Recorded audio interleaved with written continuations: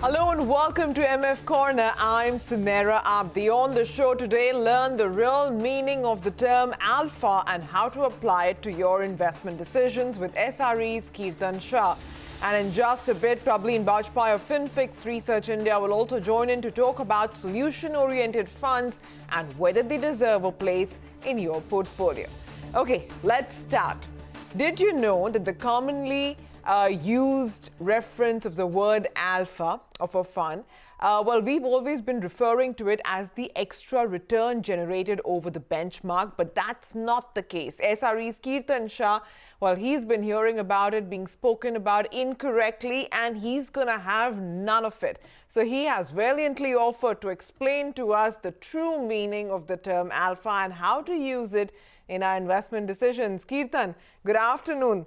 What is alpha? Good afternoon. So I think, like you rightly pointed out, this is a misunderstood term whether over and above the benchmark returns are typically termed as alpha, but that is actually not what alpha is. To give you a little background, I think a lot of investors, and I'm sure you will agree to what I'm trying to say, would generally, while selecting between two funds, would look at one particular fund which has generated a higher return to be the fund that they really want to invest in. But I think in doing something like what we just discussed, what they miss out on is a very important aspect. They don't look at the risk. So suppose if I have to give you an example, let's say there are two multi-cap funds. One multi-cap fund has invested only 10% of its money in small cap, whereas there is this another multi-cap fund which has invested 50% of its money in multi-cap, in small cap. Now we cannot look at both of them only in terms of return, saying whoever pays a higher return is the fund that we really want to invest in. And I think which is exactly where investors really need to look at returns in association with the risk that the fund took to be able to figure out what fund historically has performed better. And that is exactly what, in my opinion, alpha helps us understand. So, sorry, Sumaya. That's fine. Okay, so in a multi-cap fund which invested predominantly in small caps will have a higher risk than, naturally someone who has invested lower in small caps, right? So how do you define that risk then? So Sumera, in mutual funds, risk is typically, in context of what we are discussing, is defined as beta. Now, what is beta? Beta is actually a relationship of the risk that the fund is taking versus the risk of the index. So let me give you an example. So the index risk is typically considered to be 1. So let's say Nifty is always going to be considered having a beta of 1. And if we say that our fund also has 1 beta, we are saying that our fund is taking equivalent amount of risk that the index is taking, and hence our expectation of returns from the fund is going to be similar to that of the index. But at the same time, if the fund's beta that we are investing in is 2, which is almost twice that of Nifty, which is 1, then our expectation from the fund is going to be higher than the expectation of returns from the benchmark. Similarly, if let's say, for example, the fund that we are looking to invest in has a beta of 0.5, then we are saying that the fund is taking half the risk that of the index, and hence our expectation from the fund is not going to be able to generate benchmark kind of returns. So this is the risk that we are talking about. So let me elaborate that a little. Let's say if there are two funds that we are talking about, let's say index has generated 12% returns, and then there is this one fund which has generated 14% return, and then there is this another fund which has generated 13% return. If both of them have the same beta, which is 1, then I think it is plain simple forward. Understanding that fund A makes a lot of sense is because you are comparing both the funds on the same risk that they took, which is 1. But if at the same time, practically what you understand is all funds may not have the same risk.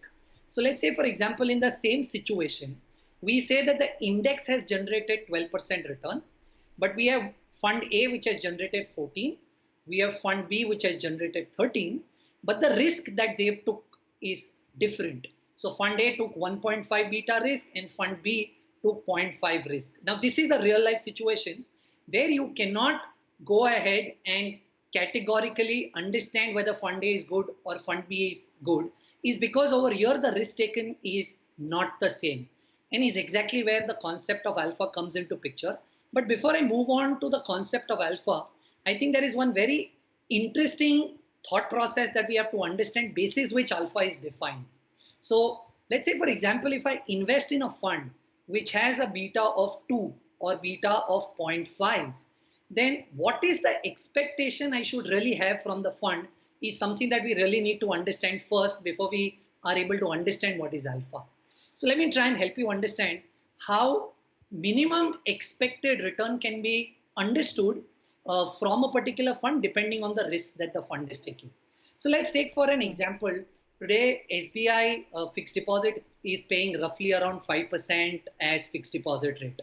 So if any investor wants to do any investing, I'm sure you would concur that she would look at least a 5% return expectation, right? But if that individual is going to be investing in the markets, then I'm sure you would agree that 5% is not the kind of returns that they will look at, and they would want something more because they are taking risk. So let's say the investor will then look at a minimum of 5% because that is something that an FD also gives, plus 7%, which is for the risk of investing in the market. So let's say, for example, an individual who's looking at investing in the market is expecting to receive 12% return if he's investing in Nifty. Now, while investing in Nifty, 12% return may be good, but the return expectation from the fund, like I said, will depend on the risk that the fund is taking. So let me give you 3 examples. I'll try and make it simple because it might look slightly complicated. So let's say if the fund, like you see on your screen, if the fund has a beta of 1, now what is the expectation that we should have from that particular fund? So we are saying expectation of minimum 5% because that is what an FD also gives, plus 7%. And over here, because the fund's beta is 1, so I'm saying I'm looking at, because the fund has beta equivalent to the index, so I am looking at 7% returns if I invest in this particular fund. And so my expectation is same as the return from the index, which is 12%. But the second and the third case is interesting. Let's say if the fund has 2 beta. Now I'm saying that if I invest in this fund, my expectation is 5% because that is minimum what a fixed deposit gives. But I would want twice the 7% returns. See, 7% I was supposed to get for the risk I take. But if my fund is taking twice the risk, I should get twice the returns of 7%. And hence my return expectation from a fund which has 2 beta will be 19%. And similarly, if my fund has 0.5 beta, right, which is taking less risk than the market, my expectation will not be market returns. And hence my expectation will be 5% because that is what an FD also gives, plus half of the 7%. Why half? Because my fund is taking half of the returns, half of the risk. So the expectation from a fund which has 0.5 beta is 8.5. So Sumaira, this is how you actually calculate the minimum return expectation that you should have from a fund in which you are investing, looking at the beta number of the particular fund. And the corollary would also hold true, right? If there are 2 funds which have delivered the same amount of returns, the fund which has taken lower risk to deliver it, therefore, would be a much safer bet. Okay, but Kirtan, it's been wonderful listening so far. We're understanding a lot of it, but also tell us, more about where one can find this alpha. How do you measure it? Sure. So, Sumaira, you can find it on most of these leading websites these days. But I think an interesting understanding will be how to look at it and how is it derived.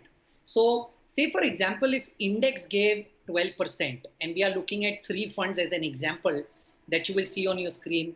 So, let's say there are 3 funds. Index gave 12% returns, and we are talking about all the 3 funds in the same category. So, the index gave 12% return. Let's say fund A has a beta of 1, fund B has a beta of 2, and fund C has a beta of 0.5. Now, like we understood in the last slide, our minimum expectation from the fund which has beta of 1 is 12%. Our expectation from fund which has beta of 2 is 19%.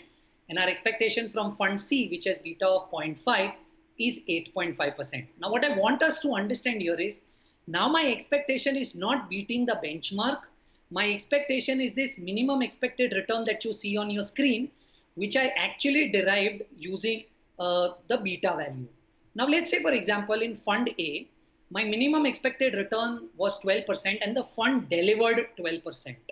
So what is the alpha? Alpha is 0, which means the fund has not been able to generate more returns than my minimum expected return. But if you look at fund B, my minimum expected return was 19. Fund gave 12% return.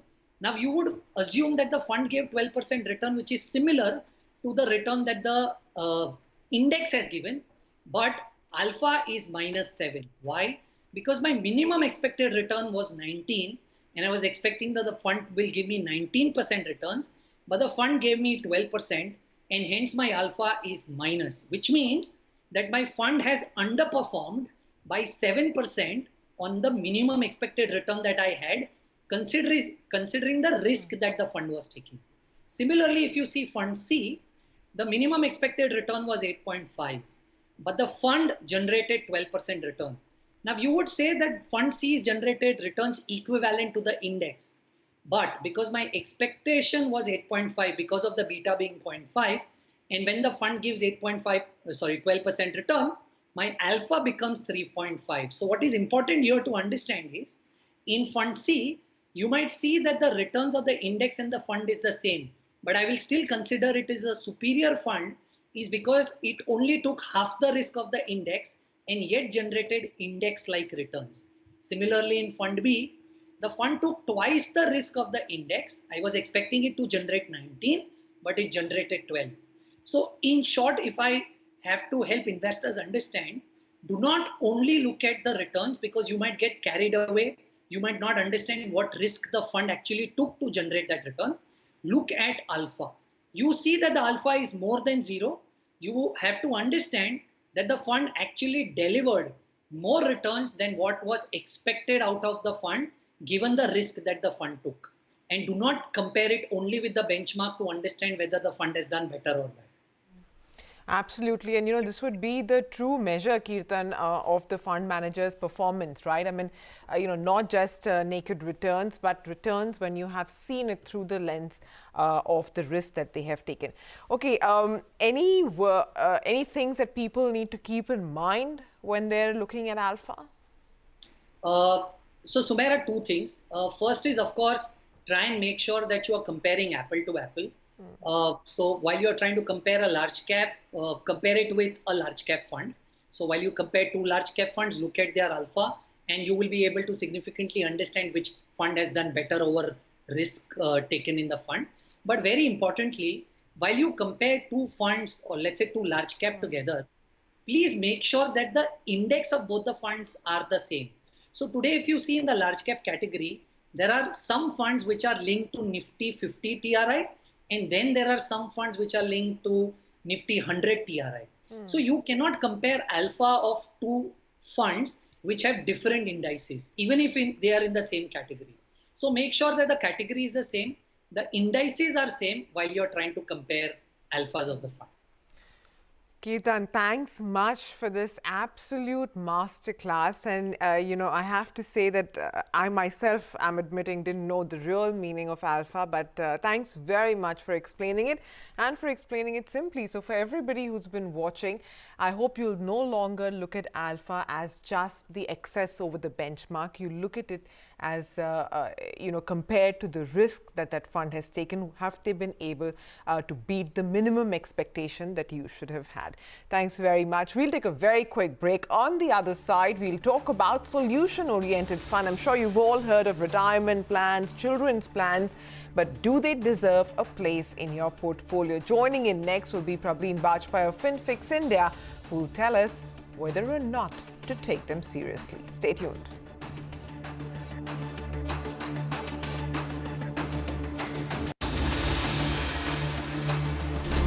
whether or not solution-oriented funds are a good fit for your portfolio. Pravleen, good afternoon. Thanks very much. And thanks for suggesting this topic because, we don't speak about it so much. And yet, almost everybody that you speak of has heard about it. They want advice on it.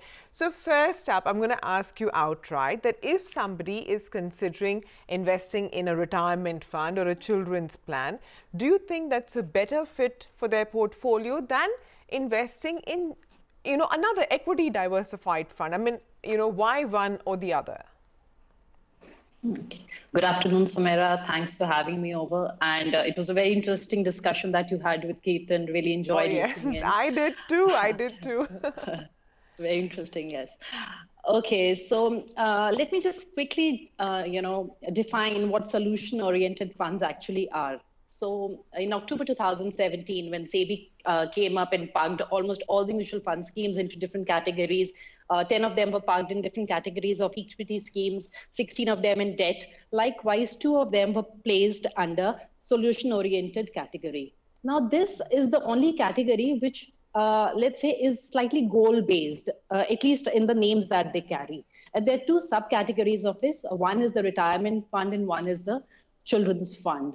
Now, coming to your question, whether somebody should be investing in these 2 for these particular goals or, just go with an open-ended equity mutual fund, I think we need to just look and dive a little bit deeper. Why and if you're taking a call on these or if you're not taking a call on these, what is the reason for that? So, Sumaira, I think first up, an investor has to decide at what level do they want to do their asset allocation. Let's say somebody has a child who's 3 years old and they have a daughter. So the fixed income part of the portfolio can be probably a PPF or a scheme like Sukanya Samriddhi Yojana. And they can easily just pick an equity diversified fund, an index fund, maybe add a bit of a gold allocation, take a gold fund and create a portfolio for themselves, right? While if they're looking at a children's fund, which this category caters, we'll find this most of the funds within the 9 funds that we have in the children's fund category are a heterogeneous lot. Means that some of them are totally equally equity oriented, while many of them are actually a replica of, let's say, a hybrid aggressive or a conservative category, which we already have in the regular mutual fund space. So just, borrowing what Kirtan said, that, within the same category, there has to be a way that you compare. And across these 9 schemes, wherein we have these children funds, there is no certain, all of them are benchmarked against, one is benchmarked against Nifty 500, the other is benchmarked against BSC 200, and then you have the Nifty 50 hybrid index. So it's a very heterogeneous lot. So honestly speaking, I think the merit starts only when, you have clarity of what the composition is. And, first up, that these funds actually don't even provide that very clearly. Okay, so who is it good for? I mean, is there, because, they do have money coming in. I mean, they're seeing inflows. It's now what, cumulatively, what, a 25,000 crore category? 19,000 crore. Okay, 19,000 crore, yeah. So who, I mean, is there a class of people who can benefit from investing in it? Okay, Sumaira, so the children's funds are about 9,000 crore and the retirement funds are about 10,000 crore. So now who would benefit from them? See, what happens is, let me just take one at a time.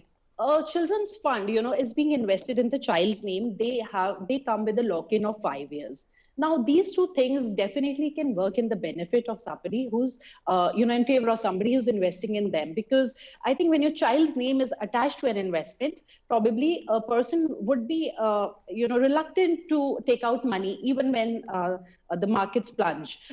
You and me, I think we are mothers, and we would understand that we would not want to probably withdraw from a fund which is in our child's name. So I think the emotional component can actually keep the investors, staying invested in them. That's one good part of it. Other than that, there is nothing new that these funds are offering. They can bring in the discipline because you are there in the scheme for 5 years. Likewise, the retirement funds, Sumera, the little benefit that they have is that they are based on the principle, or they're built on the premise of life cycle investing, wherein when you're young, you should be investing a higher allocation to equity, and gradually you reduce your equity allocation. So most of the fund houses, right from ABSL to Axis to ICICI, all Tata, the different fund houses which are there and offering these funds have different variations. They have the 30s, 40s, 50s plan. Some of them have categorized it as a conservative, aggressive category. But again, do you really want to do an asset allocation at the scheme level as a working professional? Why not just invest your fixed income component in an EPF and go with a simple equity fund to invest in for your retirement corpus? Fair enough, So Praveen. I personally don't find much merit in specifically going and investing into these two, other than the reason that they will just at least give you a lock-in of 5 years, so you stay invested, and that's one thing. Okay, so then the thing is that, there's really not much in terms of, what a diversified equity fund can offer as against this. But this, you say, is, gives a little more discipline to that particular goal, right? Yes. And I think, Sumera, it also reinstates, see, these are the only two kind of categories which actually capture the idea of goal-based investing, which we all talk about. Yes. So when you have these funds in your portfolio, okay, this is for my child, this is for my retirement, but that's for namesake. How you can't just bank upon these schemes in your portfolio to actually fulfill these goals. If you're talking about a child's plan, inflation, education inflation in India is about 10 to 11%. Yeah. So a child's plan, which are being offered, many of them are actually the balanced hybrid category. Why would I want to go in for a balanced hybrid category if I'm looking to cater to inflation of, let's say, 10%? So why not going for a pure equity product and balance it with a government scheme, which is, giving you a bit of a fixed income portfolio? Okay, a very pragmatic view. Prableen, thanks very much for your time this afternoon, and we'll touch base again on more such interesting topics. With that, we'll wind down on MF Corner. Thanks for watching, but do stay tuned. CNBC TV 18, the news continues.